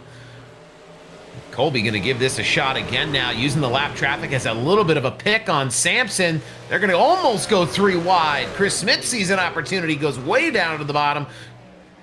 Colby gets the pass made. Sampson slips through behind him. Scotty Sobczak now making his way around Bropes and into the picture here in the top 4 or 5 trucks. Whoa, as they're still shuffling around behind that lap car, getting ate up and put behind the rest of the field here right now. Johnny Rapp continually getting loose out of turn 2, trying to push for everything he's got. Right now it's Chase Barry attempting to get in front of him. Won't have the momentum from the bottom side that time. Johnny Rapp was able to carry it. Can Rapp keep that car stable this time out of 2, or will he get loose once again? A little bit sideways, but better than the last. Barry going to have another good run, this time down into 3, and he will send it deep into 3. Barry, thank him for letting him go. I think Rapp said, yeah, it's not going to be good if we try to keep fighting like this. I'm just going to let him go. Yeah, just trading that spot back and forth with one another. Like we talked earlier about, Johnny Rapp's got a little bit of gap behind him, but the longer these two do battle, the further that gap's going to be in front of them too. So better off just to hit the pause button on that battle, as You see other battles heating up all around. That's Scotty Sobczak in that 97 battling with Clay Sampson. My goodness, just you going at it. Elbows out. This is Sobczak gets the spot. This is the first time today that Scotty Sobczak has been a plus on the board of where he started. He started 5th. It's the first time he's been in the positive all race long after going for that spin on lap 1 out of turn 2. He spent all race working back to where he's gotten his Sampson. He's going to hit the wall out of 2 again, but Sobczak, now he's finally in a good place, and we've only got under 30 to go. A lot of action still here as 30 to go clicks across the screen. Braxton DeWeese wants to see this thing finish up green. He is in a rhythm. Oh, actually, maybe he does want a fresh set of tires as Patrick Colby continues to close that gap, Scott. Yeah, I misspoke there. Could possibly want a new set. And think about this. If we get a caution, Patrick Colby in one of the best positions because he's got 4 fresh tires sitting in those pits. Most drivers by this point only have 2, if not 0. And that's going to pay dividends for him if we get the opportunity to see fresh rubber go on these trucks. But we continue on. Green flag here. Colby and DeWeese. DeWeese doing everything he can to make sure Patrick Colby doesn't get all the way up into a position where he can just go driving on by him on the bottom. I feel like it's only a matter of time if this green flag run continues. See DeWeese taking that line away from the 87.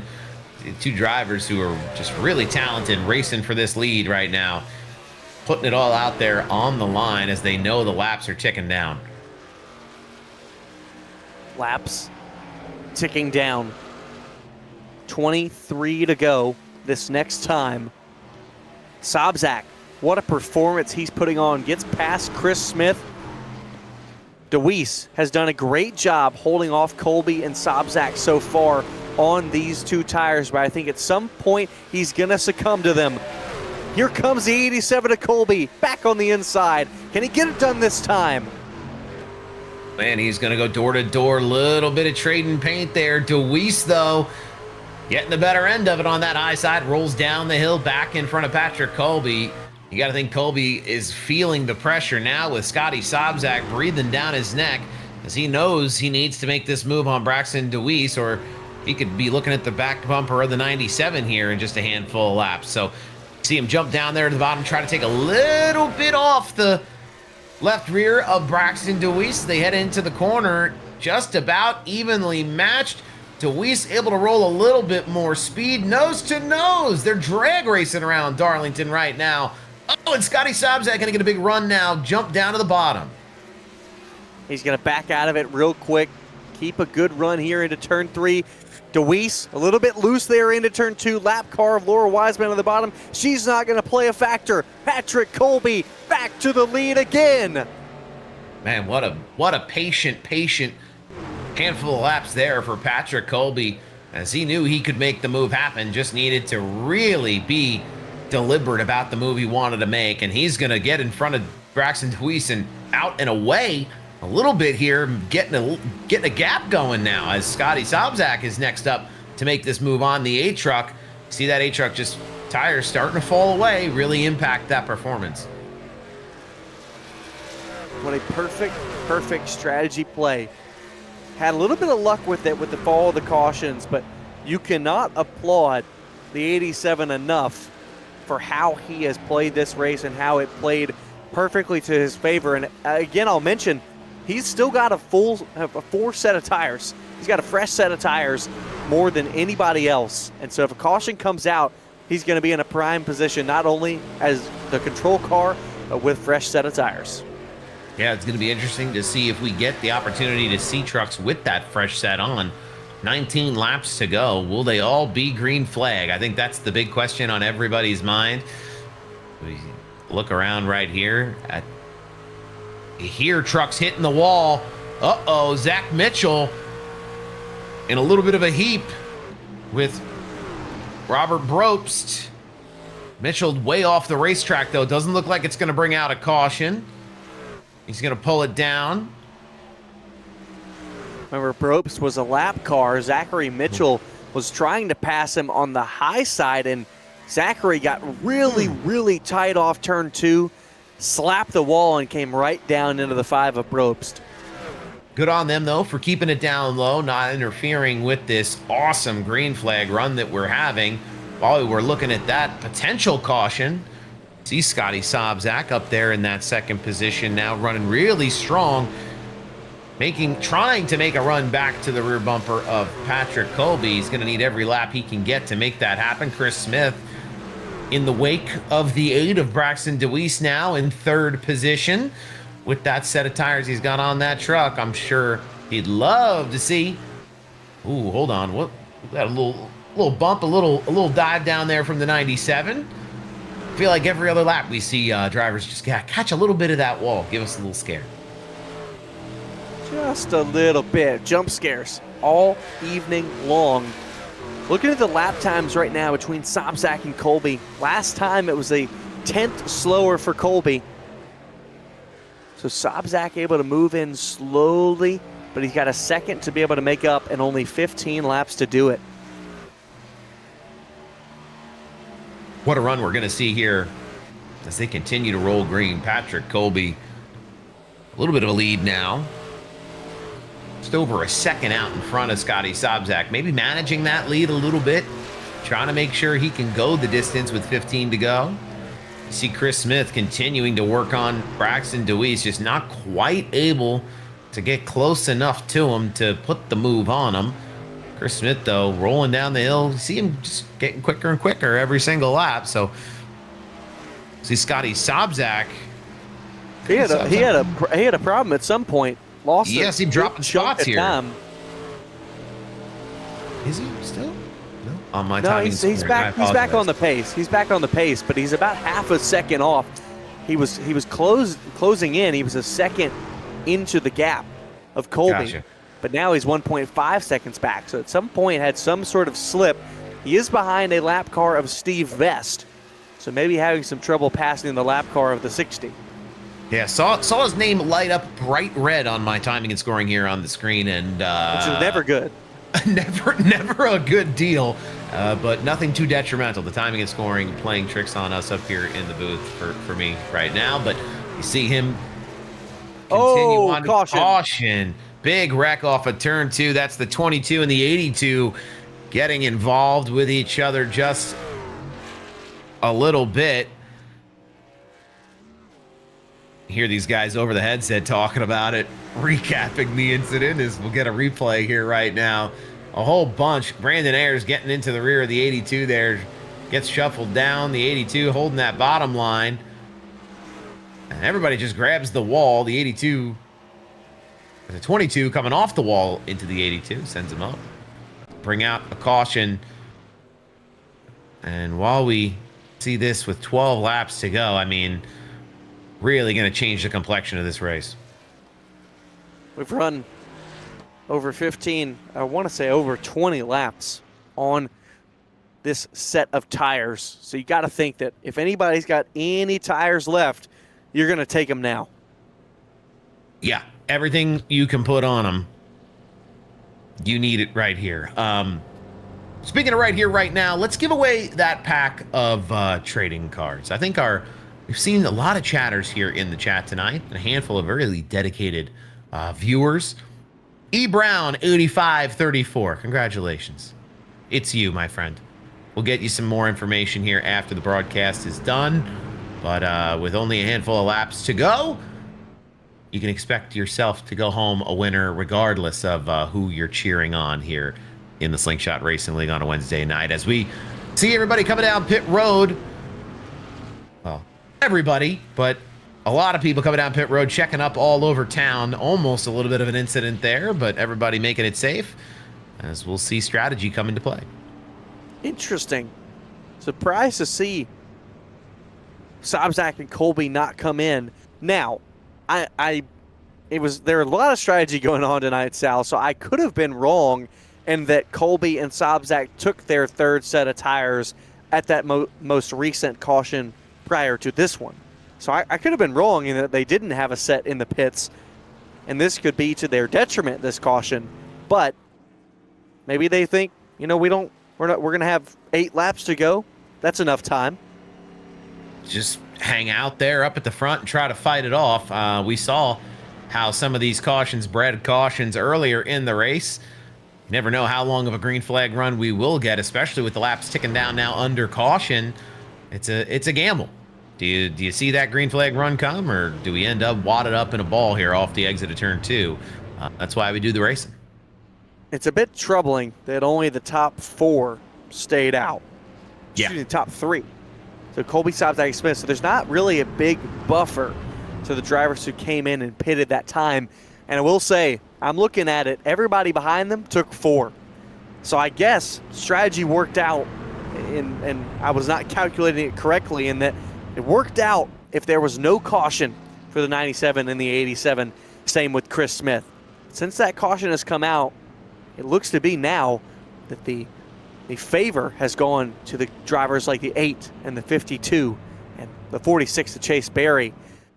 But is there enough time? Can maybe we see the 87 and 97 hold these drivers off?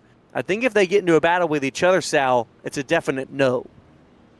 Yeah, they're going to have to be very deliberate about how they approach this restart and understanding the situation that both of them are in. Is it better to fight for a win or put yourself in a position to get driven by these trucks with better stuff behind them that they know will be coming in a hurry? Be interesting to see how they go for it here, but Patrick Colby, Scotty Sobzak, 87, 97, door to door for what may be the final restart of the night. Just 10 laps to go here as we are back under green at Darlington.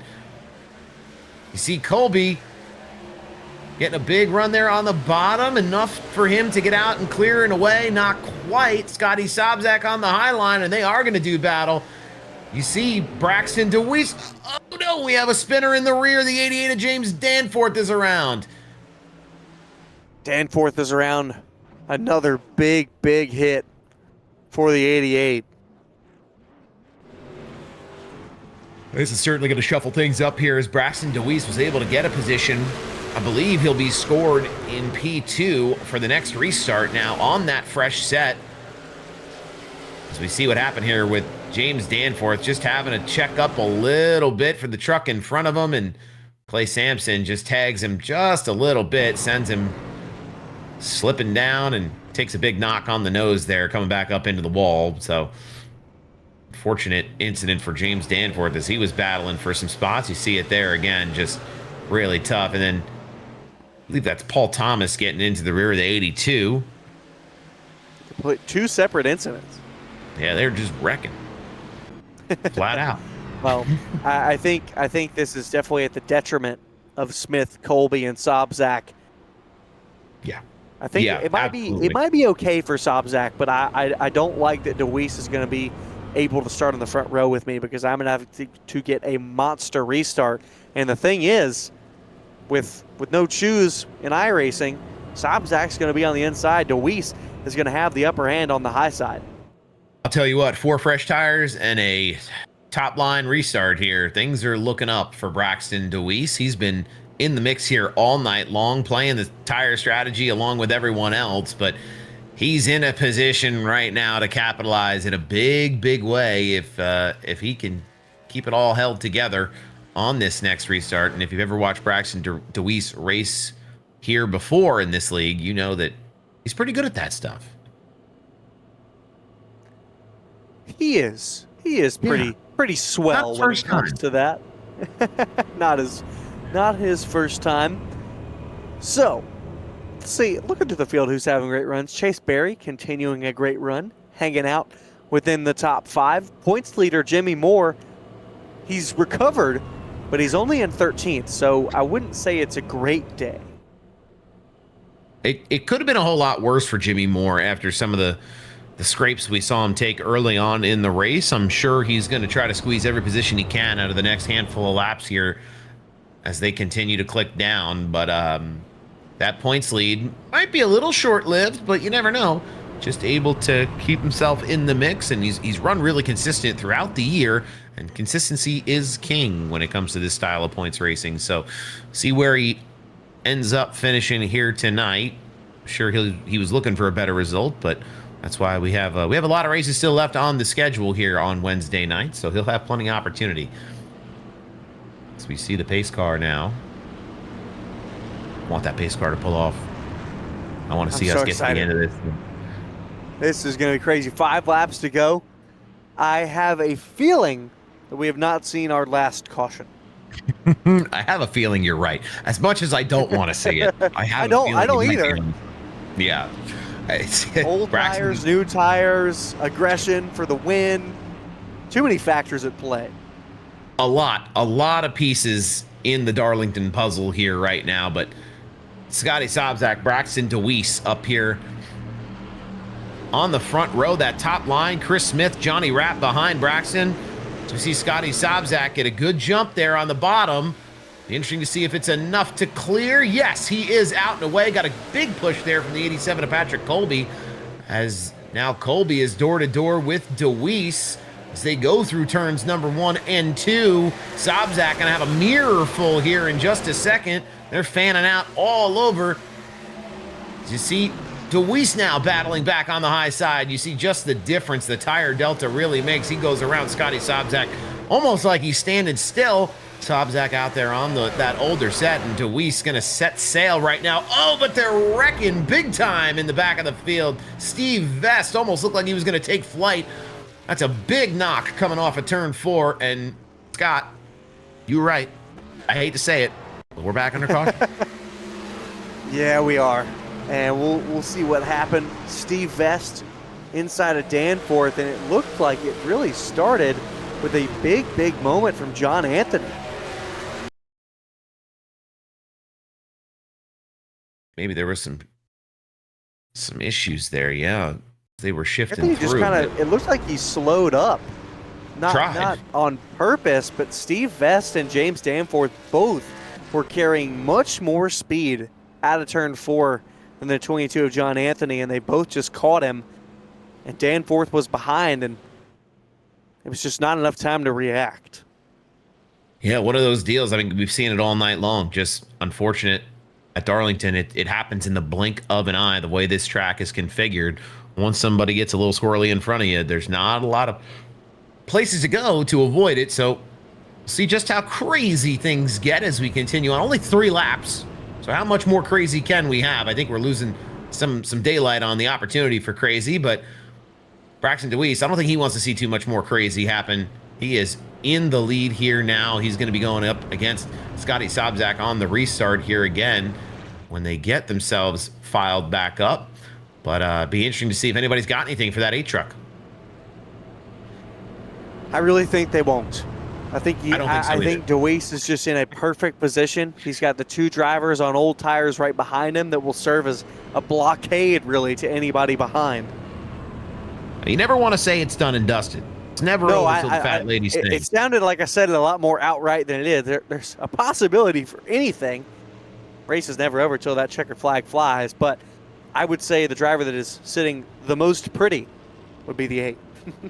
Yeah, the 8 got to be feeling really confident. Being at the front never hurts, but being on that fresh set of tires really makes that grin extra wide underneath the helmet for Braxton DeWeese, as he can smell the burning rubber of the burnout. As they're going to continue to pace here.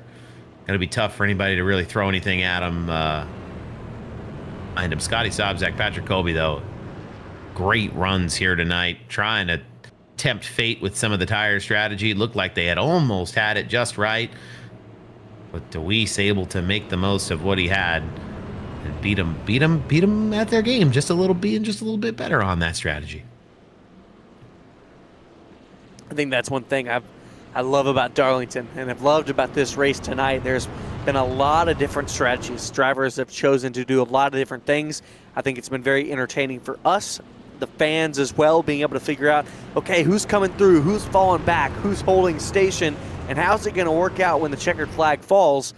Like you said, it was looking great for the 87 and 97 of Colby and Sobczak, and then that dreaded caution flew, and everything turned the other way.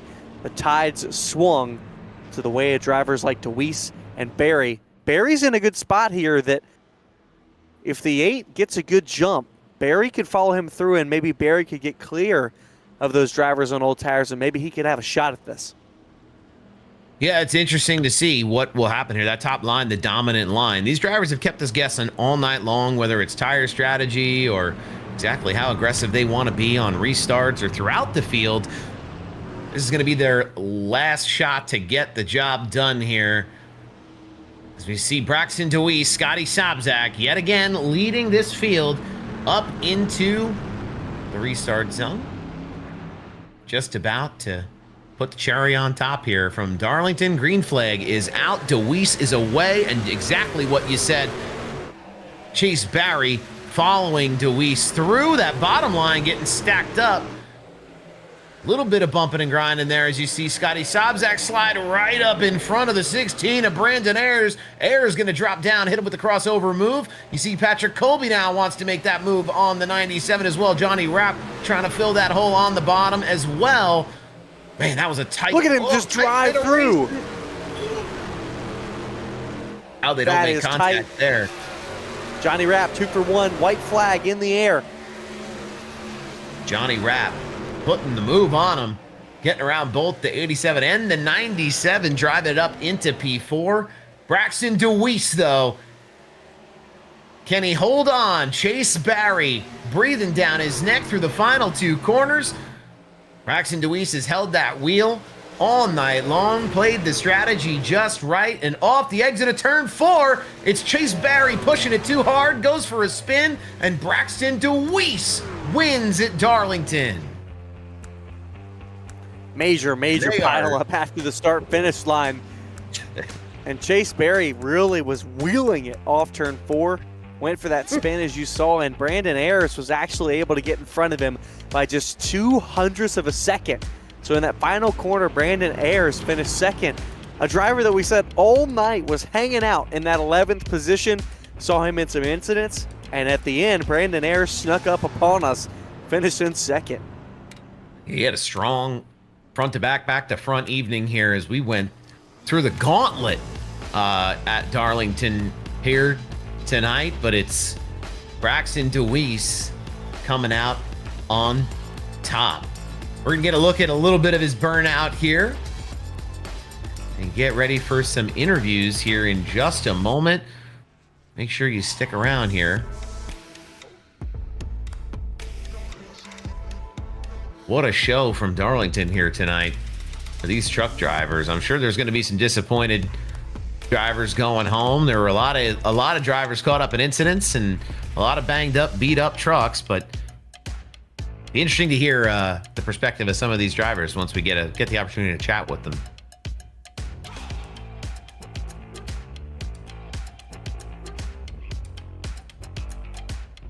Hey partner, I'm Barry, your pocket crew chief, the very first AI-powered mechanic for sim racing.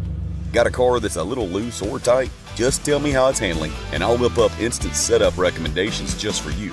Want me to get even more precise? Snap a picture of your setup, and I'll fine-tune it to perfection. And hey, I'm not just about giving orders. I'll explain why every adjustment matters, so you can really understand your ride. I'll even teach you the science behind the setup. Ever wonder why the track bar is so important? I've got the answer. With Pocket Crew Chief, I'll make you smarter, faster, and race ready. So what are we waiting for? Let's build to win.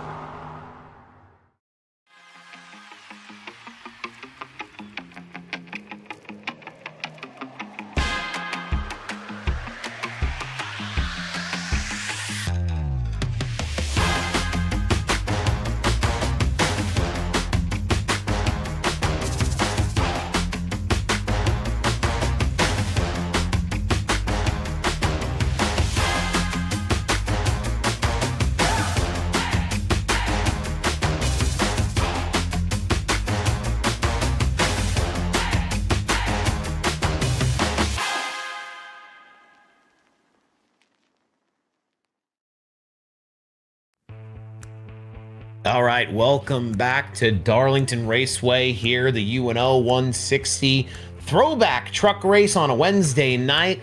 What a race it was. Braxton DeWeese coming home with the checkers. Brandon Ayers squeaks out that P2 position from Chase Barry in third. Johnny Rapp with a late charge up into P4. Scotty Sobczak, Kenneth Gallman Chris Smith, Clay Sampson with a great night all night long. Kenneth Gallman, Paul Thomas are your top 10. Behind them, Jimmy Moore, current points leader. Not the most amazing night, but able to rally to a top 15 finish. Ryan Hinkle, Patrick Colby, him and his teammate were trying to play the strategy and just late caution didn't work out. John Anthony, Steve Vest round out your top 15. James Danforth, he got bounced around tonight, but finished with 16th. Robert Brobst, 5 laps down. He got involved with a couple people. Same with Tom Went in 18th, and Zachary Mitchell and Laura Wiseman, 19th and 20th. 21st, Ellis Thomas, Josh Ward in that 92 truck in 22nd. Justin Wilson, 23rd. Randy Gross, 24th. Rod Jones, big wreck, early wreck for him in 25th. Patrick O'Toole rounds out the field there in 26th position. All right, we've got our first victim, our first interview here tonight up in the booth. It's Chase Barry. Chase, congratulations on the 3rd place finish. We saw you pushing that thing just as hard as it could go and then some more, toward the end there, really trying to get everything you could and then some. What did it look like from behind the wheel as you were trying to wheel that thing up there at the front? Oh, it was different. The setup was a little weird, but I mean, all in all, it was stable and pretty good. But I was just biding my time. I figured, I'm always decent on long run, so I was like, okay, I can, save tires, and just pass through the long run. And then it just you get within a half a second, it just gets really tight. So track position did matter. So it was kind of like fighting track position or tire, run, all that good stuff. So, well, and all, this was pretty fun. I don't even know what the question you had. I'm just rambling at this point now. I mean, we saw you really push it off the exit turn for that final lap, man. That was you were throwing it all in there in the kitchen sink, trying to get that spot. I mean, was that something pre-planned? You thought you had a little more to hold on to there? I mean, that was a good move, trying to make it work if it would have worked. Yeah, I don't really practice like real short runs ever, like hot laps and all that stuff. So I didn't really know what to do. And when I did it in qualifying, I wrecked it in qualifying, so I had no idea what to do and how to do it. So I was like, okay, I drove it in deeper than what I thought it was. So like, okay, I drove it in deep, and then Braxton drove a little deeper. I was like, oh, well, we're kind of messed up. I was like, all right, well, it pointed a little bit, so I just floored it and didn't lift. So I mean, if it sticks, either I stick it or I move the wall 3 feet out for everybody else behind it can help it out. But I hit it, and I was like, well, I ain't lifting now, so I just spun, and Brandon barely beat me to the line. So, but I was just I was giving it a shot, give it the best I could. I mean, so that's all anybody can ever ask for in a position like that. Trying to come home with a good finish, still coming home with that P3. A good night for you. Is there anybody you want to thank after the podium appearance here tonight? Oh yeah, you guys are broadcasting Slingshot for letting us race here. It's fun. Justin and all the people that help us out with the real race car stuff whenever we get that going. So yeah, other than that, appreciate it. That's about it. All right, congratulations, Chase, on the 3rd place finish. Appreciate you taking some time for us. We'll throw it over to Scott. He'll be with our next interview. Oh, we'll be with the good old Brandon Ayers. And Brandon, you got a copy? What's up, brother? Man, I feel like every time we looked up, you were in 16th. And then about midway through the race, started to see you get involved in a couple incidents. I would look up again. There you were in 11th. Then we're on the white flag, and here's Brandon Ayers in 3rd. What a wild day for you. Yeah, the EOL, that wasn't fun. And then getting dumped off the 2 made it for a long race, that's for sure. So when you get in the EOL like that, when you get put to the rear of this field, what does a driver go through at a place like Darlington of, I've got to make it up through the field because we got tire strategy going on, we got the hard line of 1 and 2. I mean, we saw so many drivers having incidents off turn 2. How do you rally? Pray. Close your eyes and pray. It's not fun coming from the back to the front. Not fun. Definitely not fun at all. And then, I mean, right there at the end, you're coming off turn 4, there's a spinning Chase Berry. You're thinking, I might get this. And you did. It was a great day in rally for you. Anyone you'd like to thank? Oh, yeah. Shout out to my son Hudson and daughter Olivia. Well, congratulations, man. Hopefully we're talking to you again soon. I think we will. We've seen you some great runs out of you so far through this season, and you were able to clutch it up and get another podium, this time at Darlington. Congratulations, Brandon. Thank you. Have a good one. You as well. Short, sweet, and simple for Brandon Ayers. Sal, we'll send you over to winner Braxton DeWeese.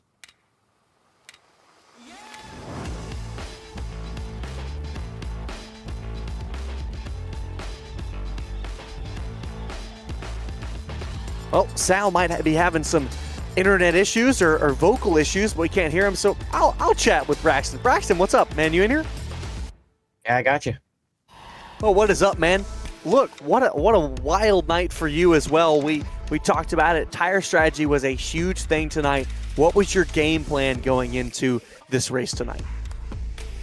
Well, it was with the same amount of laps as Monday night. I was kind of going in there with the same game plan, just trying to save the tires as much as I could. Granted, it went 60 laps green at the end of it, and I had a set of tires in the pits that I didn't get to use on Monday, and I ended up finishing like back in 8th, or actually no, it was 13th or something. So felt like I was the fastest car on Monday and didn't have anything to show for it. Tonight we were the fastest truck, and we actually had something to show for it. So all them cautions there, it makes it so nerve-wracking when to take tires, when not to take tires. Luckily, we caught the caution that we needed there with just about 10 laps to go, and we were able to get a set of tires there. I had a few cautions there, but was able to work through it and get control of the race, which was very important, and I just needed to keep it there. So I'm just happy that the strategy worked out for me. It's really kind of just a gamble some races if there's multiple cautions there. So just kind of lucked out, and glad to be in victory lane finally. I want to draw back to a moment. It was with you and Clay Sampson, round lap 70, and he was on older tires than you at that point, and you were playing it so patient from behind. Meanwhile, you're under attack from drivers behind. How do you keep composure at a racetrack like this, in a moment like that, knowing, man, I'm way faster than this guy, but I don't want to get us wrecked? Because I think that patience that you had showed in a lot of other moments in this race, and coupled with the strategy is one of the big reasons you were up front pretty much all day. Yeah, well, one thing I want to try to make a clean pass, and do it with respect of the other competitor, being he got around me clean. There's nothing you can really do about that. It's more of like a respect ordeal. So I just wanted to try to get a good run and try to get around him clean as possible. I think we made a little bit of contact in the one.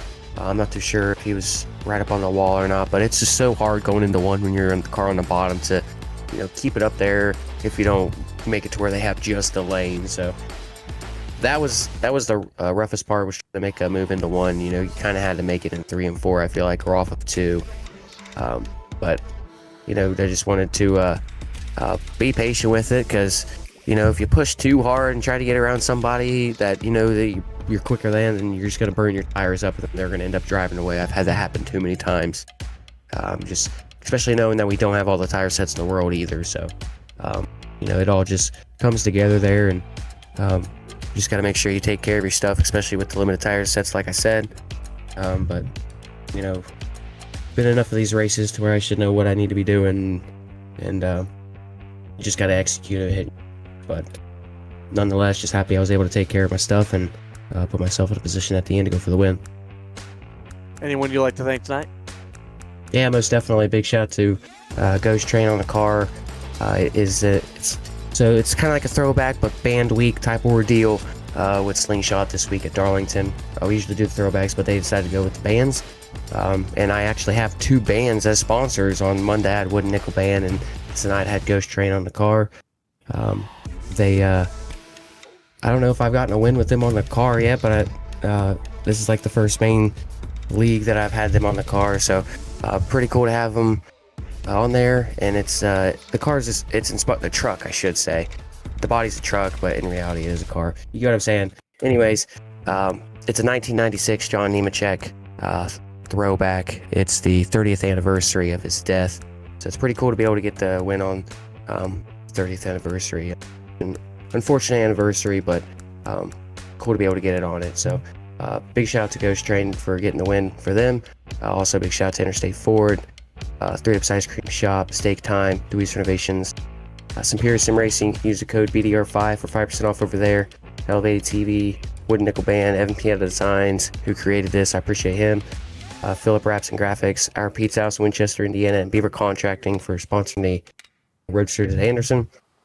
I just finished up the video before the race, and my video, and I'll be posting it tomorrow of how my day was at Shady Bowl. It was pretty interesting to say the least in one of the practice sessions. So hopefully y'all go check that out on Braxton DE Racing on YouTube. I also live stream all my races there, live stream to this one, and I appreciate y'all for allowing me to talk and ramble on for a few minutes and allow me to thank all my sponsors and supporters. I appreciate y'all and looking forward to go back and watch it. Well, congratulations, man, on the win. Well deserved. Thank you, Scott. Take care. Braxton Deweese, winner from Darlington, and it was a little bit of an emotional victory. It wasn't just about getting to victory lane. It was an anniversary, and it really was important. Really cool to see that, and really cool to get an insight on those stories. Let's see if we got our good friend Sal back. Let's see if he's here. Yeah. Sal, you there? Back in action. He's here. Back in action. A little blip on the radar there, unfortunately for me on the internet side. The microphone just didn't want to cooperate. But I appreciate you jumping in there, Scott. That's some good analysis from you and Scott, or from you and Brax right there, trying to break this one down. It was interesting to hear his perspective. It was fun, and I think we had a great night. I think maybe a little bit more cautions than we would have liked, but again, I loved the strategy. I loved drivers being able to come up through the field and really working out. Are we going to get a late caution? Who's going to be on the good side? Who's going to be on the bad side? And I think it worked out for the fans and us the most. I think drivers had fun, but I think we and the fans got the best show. Yeah, we got quite a show here tonight. These Wednesday night races always put on a good one for everybody out there, and we are just fortunate enough to have the hot microphones in front of us to be able to bring it to you here on Slingshot TV. I mean, this is going to be, this race was, I certainly did not expect it to come with as many cautions as it did. You know, I've seen these drivers run a lot of races over the last year or so now, and it's always interesting when the wheels fall off at a track like this. It's so hard, and the cautions come, it rains, it pours, but usually they are. I thought this was going to turn into a follow the leader race here early on. Throw up the schedule here real quick. Just want to see where we're headed. We'll check in. We'll check in on the schedule, see where we're headed off to. Darlington tonight, Iowa next week, June 10th. Michigan, Five Flags, and Homestead to round out the season. That all goes down. Last race of the year, or last race of the season here for Wednesday night series, and the UNO Truck Series is on July 1st. So make sure you're tuned in. Iowa, one of those tracks that is just so much fun. Takes a lot to figure out. It takes a special kind of driver to not just race well but win. That'll be a fun one to be back in the booth for, next week, Scott. I'm so excited. Can't wait. All right. Well, we'll leave everybody hanging in there until then. On behalf of myself, Sal Nicosia, Scott Shive, Colby Jordan behind the keys, making all the magic happen. We appreciate everybody tuning in here tonight, and we will see you next week right back here on Slingshot TV from Iowa.